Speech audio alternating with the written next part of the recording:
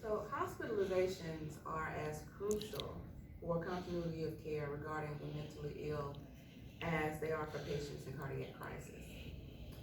But of the two, can anyone guess which one is harder to determine readiness for discharge? It's that psych patient. We say this because studies show a significant rise in psych readmissions since the peak of hospitalization in 1955. And that begs the question of why. So Janice and I did some research and in that regard and discovered quite a few reasons, and a few we'll mention and elaborate a little on for you today. Three that we saw were reduced bed capacity, reduced length of stay, and issues pertaining to aftercare services. So in 1955, there were 560,000 beds available for an estimated 3.3 million people suffering from a mental disease or condition.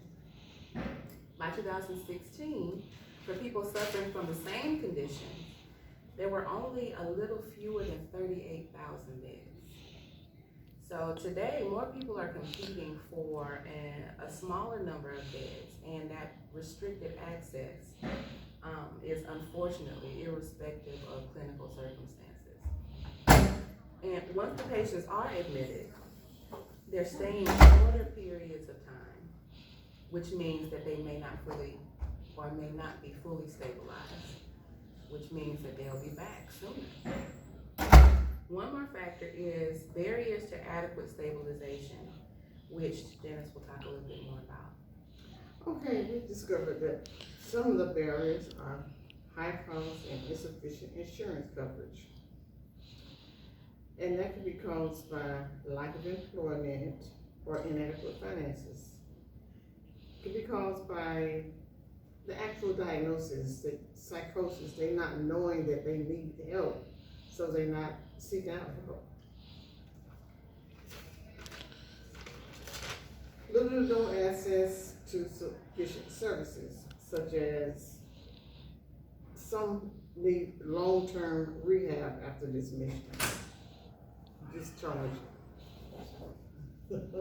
Some need long-term rehab after discharge. Some need shelters because they're homeless. Some don't have access to the drugs.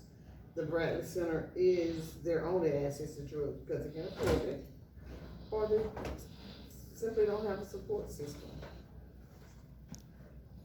Go ahead. In closing, mental health admissions are prevalent because patients often present to a healthcare facility with metabolic conditions, and stabilization is harder to determine.